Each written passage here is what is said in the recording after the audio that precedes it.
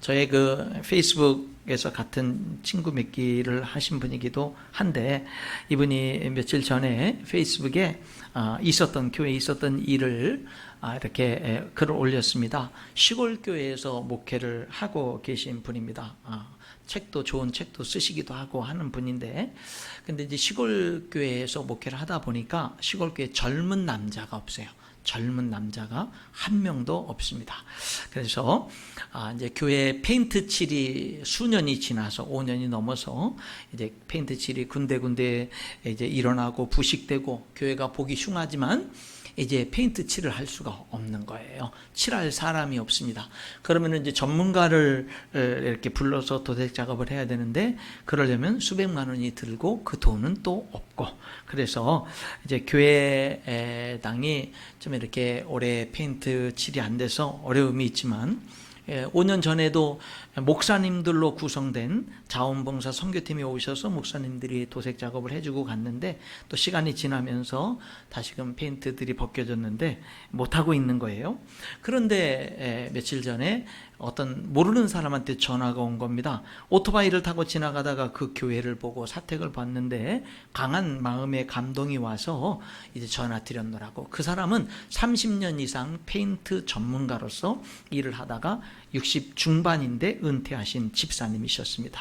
그분은 은퇴 후에도 이제 시골 교회들 페인트 칠이 필요한 교회들이 있으면은 이제 자원봉사 하시는 그런 분이었어요. 지나가다가 교회 모습을 보고는 감동이 돼서 제가 그 교회 예배당 건물과 사택을 페인트 칠을 해드리고 싶습니다. 자비량으로 모든 경비는 100% 자기 자신이 다 들여서 시작할 테니까 좀 허락해 달라고, 오히려 그분이 사정적으로 거의 부탁을 하셨습니다.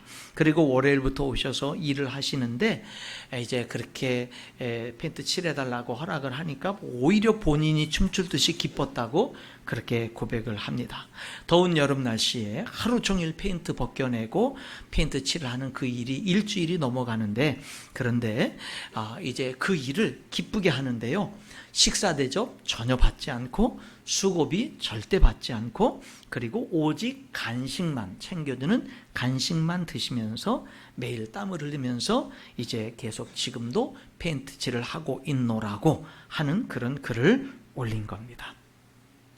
이 목사님이 이제 그런 경험을 하면서, 시골교회를 목회하는 목사님이 이렇게 그 페이스북에 글을 마무리를 했습니다.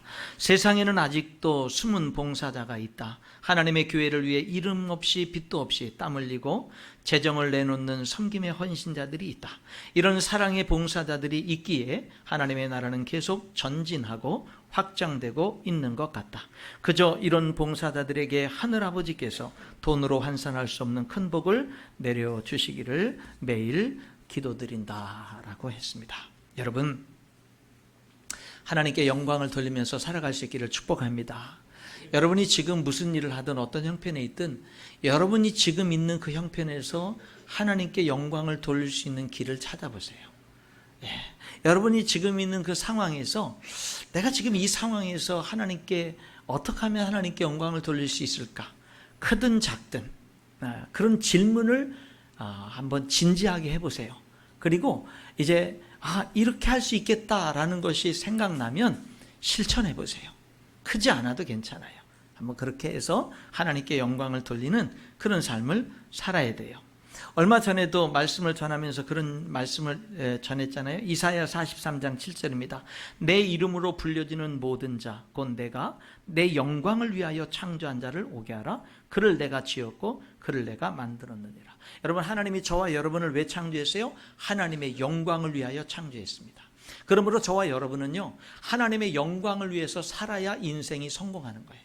저와 여러분은요, 정말로 우리가 어떤 형편 처지에 있든지 간에 그 지금 있는 형편 처지 속에서 하나님의 영광을 구해야 돼요. 하나님의 영광을 찾아야 돼요. 그리고 하나님께 영광을 돌리는 그런 결단을 해야 되는 겁니다. 여러분, 우리는 정말로 이 세상 우리들의 인생이 마쳤을 때 얼마나 돈을 많이 벌었나, 얼마나 우리들이 많은 성취를 했는가, 이런 것들이 인생의 성공이기보다는 내가 도전했던 일들을 많이 실패하고 내가 정말 어떤 억울한 일을 만나서 내가 정말 인생이 그동안 수고해서 땀 흘려서 벌었던 많은 것들을 한순간에 다 잃어버리기도 하고, 우리들이 이 세상, 죄악된 이 세상을 살아가면서 수많은 일들을 경험하지만, 그러나 그런 모든 일들 속에도 불구하고 내가 여전히 하나님의 영광을 구하는 일을 구하는 그런 삶을 살아가는 거, 여러분, 그것이 인생의 진정한 성공이 될 거라는 거예요. 그래서 여러분, 오늘 이 예배를 드리면서도 정말로 여러분들이 내가 지금 상황에서 하나님께 영광을 돌릴 수 있는 그 길을 찾으시고 그런 일에 결단을 하면서 행동으로 옮기는 삶을 살자 이 말입니다. 우리가 왜 하나님께 영광을 돌리면서 살아야 되는가? 오늘 여기 고린도전서 6장 19절 20절에 그 중요한 두 이유가 있어요. 우리가 왜 하나님께 영광을 돌려야 되는지, 첫 번째 이유는 뭐냐면 값으로 샀기 때문이라고 말합니다. 20절, 값으로 산 것이 되었으니 그런즉 너희 몸으로 하나님께 영광을 돌리라. 왜 우리가 하나님께 영광을 돌리면서 살아야 돼요? 왜 내가 내 영광을 위해서 살지 않고 왜 내가 하나님의 영광을 위해서 살아야 돼요? 왜 내가 내 영광을 위해서 돈을 쓰는 것만이 아니라 왜 하나님의 영광을 위해서 내 소중한 돈을 써야 돼요? 왜 내가 하나님의 영광을 위해서 내 소중한 시간을 써야 돼요? 왜 내가 하나님의 영광을 위해서 내 소중한 재능을 써야 됩니까? 왜요? 왜 내가 하나님의 영광을 위해서, 내 영광이 아니라 하나님의 영광을 위해서 내가 살아야 돼요? 하나님이 이렇게 말씀하는 거예요. 너를 하나님이 값주고 샀으니까. 오늘 19절은 이렇게 말씀하죠. 끝부분에 너희는 너희 자신의 것이 아니라. 너희는 너희 자신의 것이 아니라. 여러분, 왜 내 몸이 내게 아니에요? 왜 내 생명이 내게 아닙니까? 여러분, 값으로 산 것이 되었기 때문에. 여러분, 성경은 이렇게 말하는 거예요. 너는 너게 아니야, 이렇게 말하는 거예요. 여러분, 반감을 가질 수 있는 말이죠. 하나님 말씀하는 거예요. 야, 내 몸은 내게 아니야. 내 생명은 내게 아니야. 무슨 말입니까? 내 몸이 내 거죠. 내 생명이 내 거죠. 그럼 하나님이 이렇게 말씀하시는, 무슨 말이야? 너 생명 내가 주었는데, 너 생명 내가 가져갈 건데 네 생명이 어찌 네 거야? 네 몸이 어찌 내 거야? 네 몸도 내가 때가 되면 내가 가져갈 건데 네 몸이 어찌 내 거야? 여러분, 하나님 앞에 우리들은요, 때로는 어떤 사람들은 반감을 가지면서 하나님, 내 생명이 내 거죠, 하나님의 겁니까? 하나님, 내 몸이 내 거죠, 하나님의 겁니까? 라고 우리들이 하나님께 반문하면 하나님도 무슨 말이야? 내 생명이 내 거지 어찌 내 거야? 내 몸이 하나님의 것이지 어찌 내 거야? 하나님도 그렇게 말씀하는 거예요. 여기에 대한 대답을 먼저 여러분이 내리셔야 돼요. 내 몸이 내 거냐 하나님의 거냐? 내 생명이 내 거냐 하나님의 거냐? 이 선택에 따라서 인생의 방향이 달라지거든요. 하나님은 이렇게 말씀하는 거예요. 내 몸은 내 거야, 하나님 거야. 내 생명은 하나님의 거야 라고 하나님 말씀하시는 거예요. 진정한 그리스도인이란 하나님 맞습니다. 하나님이 우주 만물의 주인이고 하나님이 내 생명의, 내 모든 것의 주인입니다. 하나님, 그렇게 내가 하나님을 믿습니다. 하나님, 그렇게 내가 예수님을 내 삶의 주인으로 영접합니다 라고 믿음으로 고백하고 결단한 사람들이 진정한 그리스도인인 거예요. 여러분, 오늘 본문은 하나님이 이렇게 말씀할 수 있잖아요. 내 몸과 내 생명은 내 거야. 왜요? 내가 너에게 생명을 줬고 내가 너를 만들었으니까, 이렇게 말씀할 수 있는데, 오늘 본문은 그렇게 말씀하기보다는 너의 생명과 몸은 내 거야. 왜요? 내가 너를 샀으니까. 이렇게 말씀하는 거예요. 여러분, 왜 하나님이 우리를 사야만 하죠? 하나님이 천지를 창조했고 우리에게 생명을 줬고 우리는 이미 하나님의 것인데 왜 나는 하나님의 것인데 하나님이 창조했는데 왜 하나님이 나를 다시 사죠? 여러분, 그 이유를 성경은 분명하게 말씀합니다. 왜냐하면 우리가 하나님을 인정하지 않아서, 우리가 하나님의 주인 되심을 인정하지 않고 내 생명의 주인은 납니다, 내 인생의 주인은 납니다 라고 내 인생과 내 생명과 내 몸의 주인을 나라고 선포하고 하나님을 외면한 거예요. 하나님을 거절한 거예요. 하나님께 등진 거예요. 하나님을 받아들이지 않는 거예요. 하나님을 배척한 겁니다. 그 결과가 뭐냐? 죄의 삭은 사망입니다. 모든 사람이 죄를 범하였으며 하나님의 영광에 이르지 못합니다. 한 번 죽는 것은 사람에게 정해진 것이요 그 외에는 심판이 있습니다. 결국 하나님을 배반하고 등진 삶은 하나님의 심판과 멸망뿐이 기다리는 것이 없습니다. 그런 인간을 우리 하나님은 결코 포기할 수 없었던 겁니다. 그래서 심판받아 마땅하고 멸망받아 마땅한 우리를 하나님이 다시금 죄로부터, 멸망으로부터, 저주로부터 구원하기 위해서 하나님이 그 독생자 예수 그리스도를 십자가에 죽게 하심으로 그 생명을 내어주심으로 값을 지불하고 다시 사신 겁니다. 원래 하나님의 건데 하나님이 다시 사셔야만 됐던 겁니다. 왜? 우리가 배반해서. 그래서 다시금 예수님을 영접하고 하나님, 원래 하나님이 주인이었습니다. 맞습니다. 하나님이 주인입니다. 우주 만물의 주인이요 나의 주인입니다 라고 예수님을 영접한 사람들이 오늘 우리 그리스도인들인 것입니다. 그런 우리를 향해서 하나님은 너는 값으로 샀으니 너희 몸으로 하나님께 영광 돌려라 말씀하고 있는 겁니다. 구약 성경에 호세아서라고 있죠. 호세아라는 하나님의 종 선지자가 있습니다. 하나님이 어느 날 이 호세아에게 나타나셔서 호세아야, 네 하나님 너 결혼해라. 아 알겠습니다 하나님. 누구랑 할까요? 음란한 여인과 결혼해라. 저기 고멜이라는 여인이 있는데 이 여인은 성적으로 너무 문란하고 성적으로 너무나 음탕하고 너무 음란한 여인이야. 너 그 여인을 내 아내로 맞이해라. 호세아가 순종합니다. 그래서 음란한 이 고멜이라는 여인을 아내로 맞이합니다. 그런데 이 고멜이라는 여인은 호세아와 결혼하고 나서도 계속 음란한 일을 계속 행합니다. 아들을 낳았습니다. 그런데 도대체 이 아들이 호세아의 아들인지 다른 남자의 아들인지 알 수가 없습니다. 그래서 그 아들의 이름을 짓는데 호세아가 로암미라고 짓니다. 그 뜻은 너는 내 백성이 아니야 그런 뜻이에요. 아들을 줘 낳고 나서 넌 내 아들이 아니야 라고 이름을 짓는 거예요. 이 아내 이 고멜은요 계속 음탕한 짓을 하다가 집을 나갑니다. 가출을 합니다. 그리고는 음탕한 짓을 하다가 이리저리 팔려다니는 신세가 돼버리고 말았습니다. 하나님이 다시금 호세아 선지자에게 나타납니다. 호세아, 네 하나님 너 내 아내 고멜 가서 다시 돈 주고 사와라. 그리고 다시 아내로서 사랑해라 그럽니다.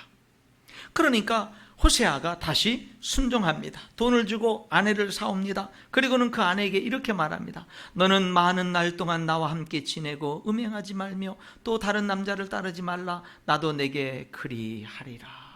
여러분 이 호세아의 이 구약 성경 호세아의 모습은요 하나님이 저와 여러분을 사랑하는 모습이에요. 우리가 이 고멜과 같은 모습으로 하나님을 대하고 있는 거예요. 그런데 하나님은 그럼에도 불구하고 호세아에게 말씀하시는 것처럼요 하나님은 그럼에도 우리를 포기하지 않고 끝까지 우리를 사랑으로 품어주시는 거예요. 하나님이 이스라엘 백성들에게 향한 그 마음과 그 사랑을 오늘 우리들에게 향한 그 마음과 사랑을 도대체 알지 못하는 이 무지몽매한 백성들에게 이 호세아 선지자를 통해서 보여주는 거예요. 그 가정을 통해서 보여주는 겁니다. 여러분 원래 하나님이 우리를 창조했어요. 원래 우리의 주인은 하나님이에요. 우리는 하나님께 속한 자입니다. 근데 하나님을 배반하고 내가 주인 돼서 하나님을 떠나 살다가 죄의 심판을 피할 수 없게 된 우리, 소망 없는 우리, 정말 죄값으로 멸망당할 우리 인생을 하나님이 포기하지 않으시는 거예요. 하나님이 우리를 다시 사시는데 여러분 값을 주고 다시 사신 겁니다. 얼마를 줬을까요? 성경은 말씀 그대로 하면 핏값으로 사셨습니다. 생명의 값을 사셨습니다. 베드로전서 2장 24절에 친히 나무에 달려 그 몸으로 우리 죄를 담당하셨으니, 사도행전 20장 28절에 하나님이 자기 피로 사신 교회, 여러분 베드로전서 1장 18절 19절에 너희가 알거니와 너희 조상이 물려준 헛된 행실에서 대속함을 받은 것은 은이나 금같이 없어질 것으로 된 것이 아니요 오직 흠 없고 점 없는 어린 양 같은 그리스도의 보배로운 피로 된 것이니라. 하나님이 저와 여러분을 어떻게 샀어요? 얼마 주고 샀어요? 예수님의 생명을 대신 내어주고 우리를 사신 거예요. 왜 예수님이 대신 죽어야만 했어요? 우리를 위해서? 여러분 시편에 있는 말씀에 보면은 이런 말씀이 있어요. 49편 6절로 8절에 자기의 재물을 의지하고 부유함을 자랑하는 자는 아무도 자기의 형제를 구원하지 못하며 그를 위한 속전을 하나님께 바치지도 못할 것은 그들의 생명을 속량하는 값이 너무 엄청나서 영원히 마련하지 못할 것임이니라. 여러분을 구원하고 죄를, 여러분의 모든 죄값을 지불하기 위해서는요, 이 세상의 최고의 여러분 억만장자라 할지라도 여러분을 구원하기 위한 그 값을 지불하는 데 있어서는 영원히 그 값을 마련할 수 없다라고 말씀하고 있는 거예요. 그만큼 여러분의 생명이 귀한 거예요. 그러니까 이 세상에 금이나 은을 다 주어도 영원히 우리를 구속할 만한 값을 지불할 수 없으니 하나님의 아들 독생자 예수님이 그 보배로운 피를 흘려주시고 생명을 내어주심으로 우리를 구원한 거예요. 여러분 하나님이 여러분을 다시 샀어요.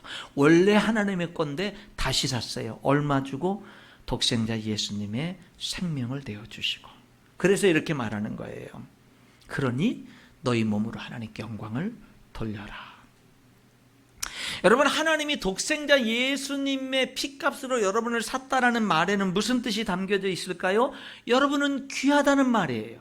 하나님이 여러분을 귀하게 여기신다는 말입니다. 하나님이 여러분을 결코 포기하지 않으신다는 말이에요. 하나님이 여러분에 대한 하나님의 사랑은 결코 영원히 끊어지지 않는다라는 말입니다. 여러분 보세요. 살다 보면 여러분의 자신의 부족함이 막 드러날 때 있지 않아요? 연거푸 실수하고 그렇잖아요? 내 허물과 내 부족함이 그냥 막 겹쳐서 드러날 때 있지 않아요? 그럴 때 있죠. 그래서 내 자신이 한심하고 그렇잖아요? 나같이 이렇게 못난 게 있나? 내가 아직도 이 모양인가? 여러분 그럴 때가 있지 않습니까? 전 지금도 그럴 때가 있어요. 하나님 잘 믿는 것 같고 정말로 예수님 따라서 잘 성장해 가는 것 같은데 어느 날에는요 큰 실수를 연발하고요, 그리고 넘어지고요, 그리고 내 자신의 부족함이 아직도 이거밖에 안 되는가라는 그런 내 자신에 대한 자책감이 들고요, 나에게 실망하여 내 자신 연약해 고통 속에 눈물 흘릴 때에, 그럴 때가 우리에게 있지 않아요? 그럴 때가 우리에게 있죠. 여러분 나를 보면은요 진짜 소망은 안 보여요. 그런데 내가 아무리 부족해도요 하나님을 바라보면 누구라도 소망을 볼 수 있어요. 이해가 안 돼요. 나 같은 사람을 여전히 사랑하시는 하나님이. 이해가 안 돼요. 나 같은 사람을 여전히 용서해 주시는 하나님이. 이해가 안 돼요. 나 같은 사람을 여전히 기다려 주시는 하나님이요. 그 나를 향한 그 하나님의 사랑이 이해가 안 돼요. 그런데 이해는 안 되지만 거기에 영원한 생명이 있고 거기에 소망이 있어요. 그것 때문에 다시 일어날 수 있는 거예요. 그것 때문에 다시금 용기를 가질 수 있는 거예요. 그것 때문에 다시금 하나님의 자녀로서요 다시금 결단하고 나아갈 수가 있는 겁니다. 여러분 나는 결국 하나님의 겁니다. 여러분은 결국 하나님의 거예요. 이 고백을 분명히 해야 돼요. 그래야 부족한 우리도 하나님께 영광 돌리는 삶을 살 수 있어요.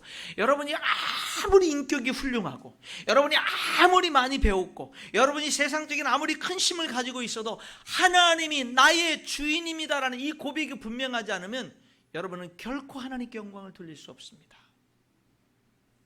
우리가 예수님을 영접했죠. 주로 영접했어요. 그렇죠? 우리는 예수님을 구세주로 나의 주님으로 영접했어요. 원래 그분이 주인이었는데 우리들이 내가 주인 돼서 타락의 길로 갔다가 대신 십자가에서 우리 죄값을 지불하신 예수님을 바라보면서 다시금 깨닫고요, 돌아온 자들이 우리 그리스도인들 아닙니까? 우리는 예수님을 주인으로 영접한 사람들입니다. 오늘 여기 고린도전서 6장 19절 20절 읽었는데 13절에 이런 말씀이 있죠. 13절에 있는 말씀을 보니까 몸은 음란을 위하여 있지 않고 오직 주를 위하여 있으며 주는 몸을 위하여 계시느니라. 여러분, 여러분들의 몸은 음란한 행위를 위해서 있는 게 아니에요. 성적 쾌락을, 잘못된 쾌락을 누리라고 있는 게 아닙니다.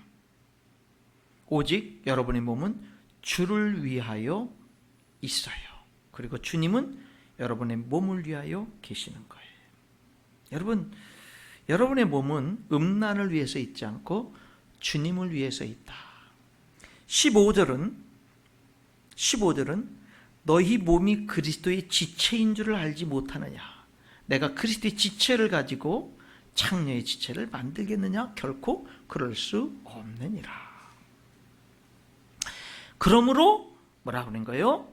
20절에 너희 몸으로 하나님께 영광을 돌려라. 이렇게 말씀합니다. 그렇죠? 여러분, 지금도 우리 성도들 이렇게 오늘 예배 참석 못하고 이렇게 온라인으로 예배 드리는 분들이 계실 수 있는데, 집에서 우리들이 부득이한 상황이 있을 때 온라인으로 예배 드리는 것은 너무나 좋은 하나님을 예배하는 방법입니다만은 우리들이 이곳에 와서 하나님을 예배하는 것을 대체해서는 안 됩니다.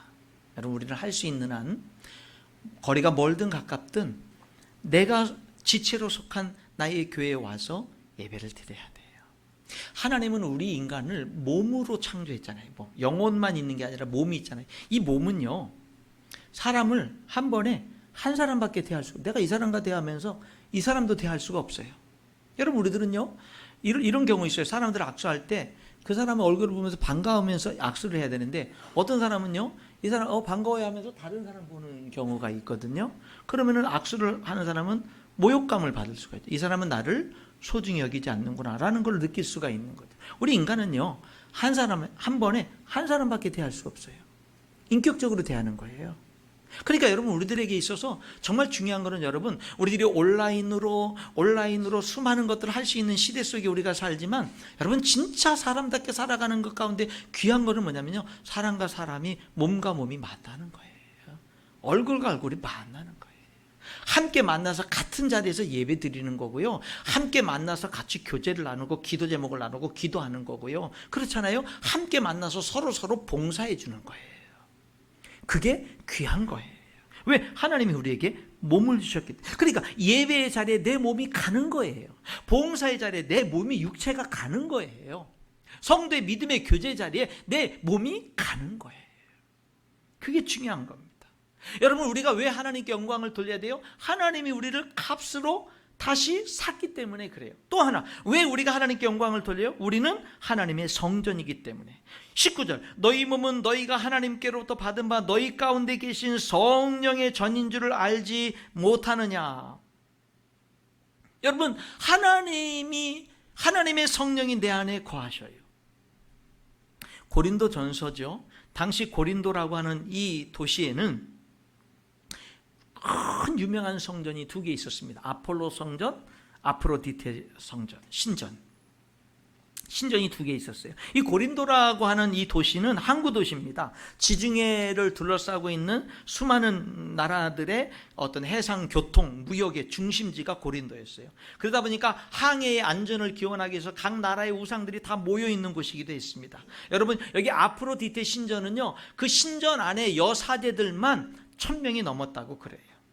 아프로디테, 바다와 항해의 안전을 관장하는 여신으로 그 당시 그리스에서 여겨졌고요. 이 신이 로마로 와서는요, 비너스라는 신으로 더 유명한 신이 이 아프로디테 신입니다. 이 고린도의 이 아프로디테, 비너스라는 신전이 여러분 이 여사제라는 이름으로 어떤 그 성적인 그 행위를 하는 타락한 그런 제사 행위 속에 성적인 문란한 행위들이 이어지는 이런 사제들이 1000명이나 있는 엄청난 이 아프로디테 신전도 그곳에 있었어요. 그런데 그런 신전이 유명한 이 도시에 사는 성도들에게 여기 사도 바울이 그러는 거예요. 얘들아, 성도들이요, 여러분의 몸이 성전입니다 라고 얘기하는 거예요.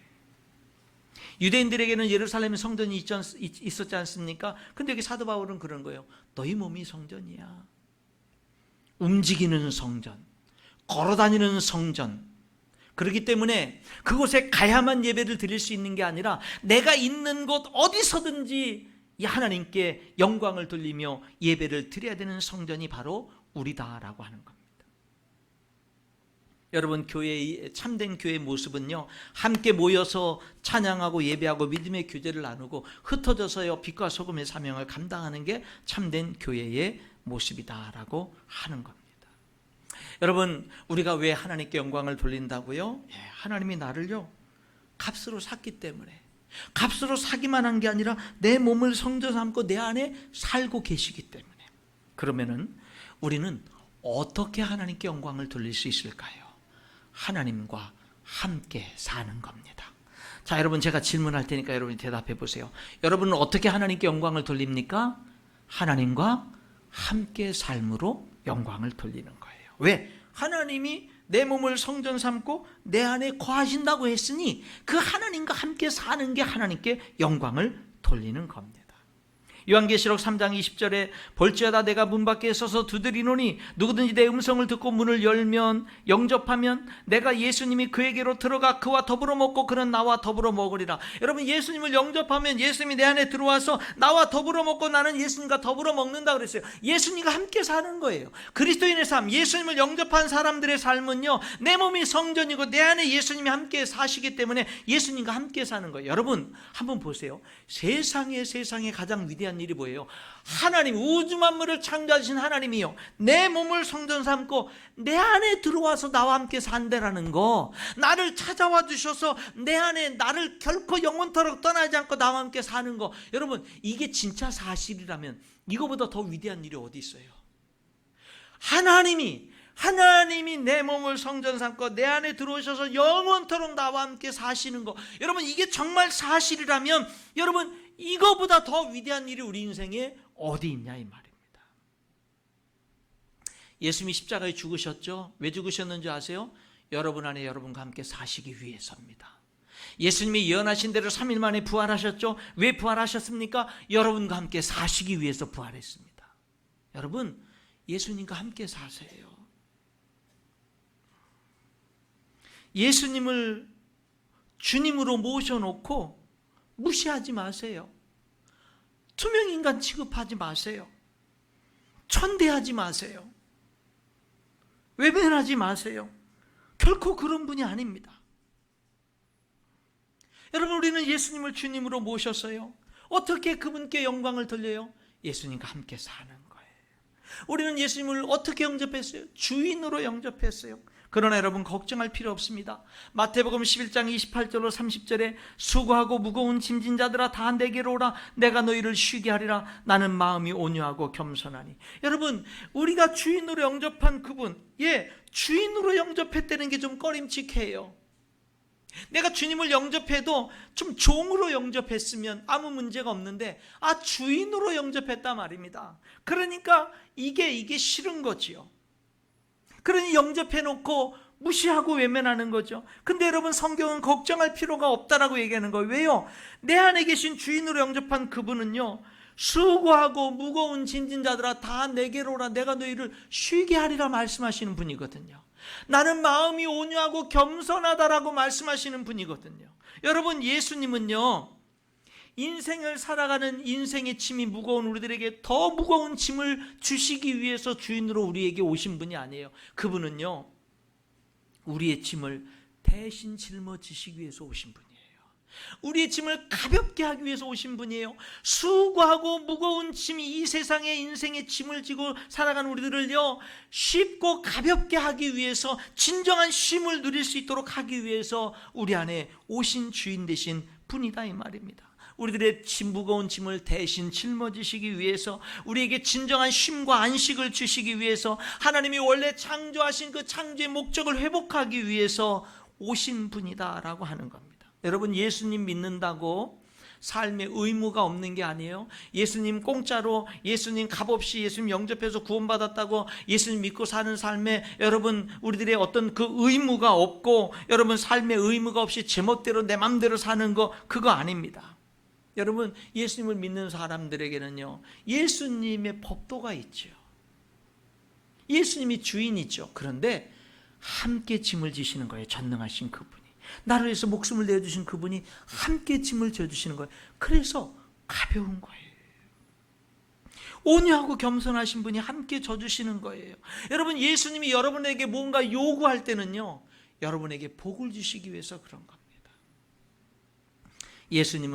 예수님의 멍에는 쉽고 가볍다고 말씀하셨어요. 사탄에게 속지 마시기 바랍니다. 예수님의 제자들은 예수님과 함께 3년을 먹고 자고 함께 살면서 예수님의 말씀을 듣고 예수님의 기적을 보고 죽은 자를 살리고 무리를 걷고 온갖 기적을 봤지만, 여러분, 예수님 십자가 달릴 때 다 예수님을 부인하고 도망가고 실패자가 됐습니다. 그런 제자들이 성공자로 변화된 것, 죽음을 무릅쓰고 순교를 무릅쓰고 그들이 예수님을 전할 수 있었던 이유는 뭐냐? 부활하신 예수님을 다시 만났기 때문입니다. 예수님 부활했어요. 부활의 첫 열매가 되셨습니다. 부활이 있어요. 여러분, 예수님이 진짜 부활하셨기 때문에 우리는 하나님을 믿을 수 있는 거예요. 예수님이 진짜 부활했기 때문에 여러분, 우리들은요, 성경을 믿을 수가 있는 거예요. 초대교회 성도들, 제자들과 초대교회 성도들은요, 단순히 성경만 깨닫고 하나님 말씀을 깨닫기만 한 게 아니라 부활하신 예수님과 함께 살았던 겁니다. 여러분, 부활하신 예수님과 함께 사는 삶은 어떤 삶일까요? 사도 바울이 갈라디아서 2장 20절에서 이렇게 말했어요. 내가 그리스도와 함께 십자가에 못 박혔나니 그런즉 이제는 내가 사는 것이 아니요 오직 내 안에 그리스도께서 사시는 것이라. 이제 내가 육체 가운데 사는 것은 나를 사랑하사 나를 위하여 자기 자신을 버리신 하나님의 아들을 믿는 믿음 안에서 사는 것이라. 어떻게 하나님께 영광을 돌린다고요? 내 안에 성전 삼고 임재하신 주님과 함께 더불어 사는 게 하나님께 영광을 돌리는 거예요. 어떤 것이 하나님과 더불어 사는 거예요? 그러면은 여러분, 여기 사도 바울은요, 이제 내가 그리스도와 함께 십자가에 못 박혀서 이제 더 이상 내가 사는 게 아니라 내 안에 예수님이 사신다.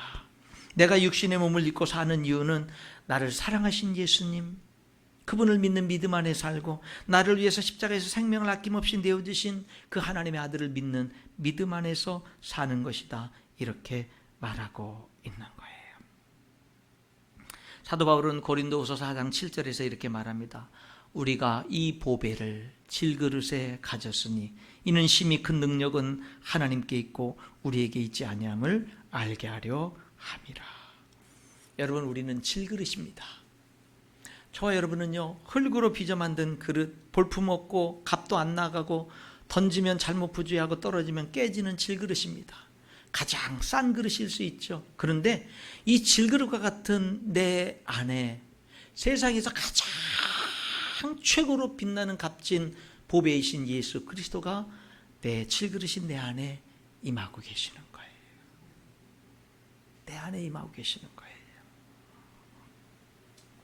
말씀의 결론을 맺겠습니다. 성도 여러분, 예수님이 여러분 안에 거하고 계심을 명심하시기 바랍니다. 그분과 함께 사세요. 그분을 무시하지 마시고 외면하지 마시고 잊어버리지 마시고 그분과 함께 사세요. 그분이 내 안에 계신 그 예수님이, 내 안에 나와 함께 사시는 그 예수님이 나의 주인이심을 늘 고백하면서 그분과 대화하고 그분께 묻고 그분을 기쁘게 하고 그렇게 사세요. 그러면 한량없는 주님의 은혜가 우리의 삶에 풍성하게 임하게 될 줄 믿습니다. 주님과 함께 살면서 하나님의 영광을 구하고 하나님의 여러분의 인생을 더욱더 영광스럽게 하는 복된 삶이 될 수 있기를 주님의 이름으로 축복합니다. 기도하겠습니다.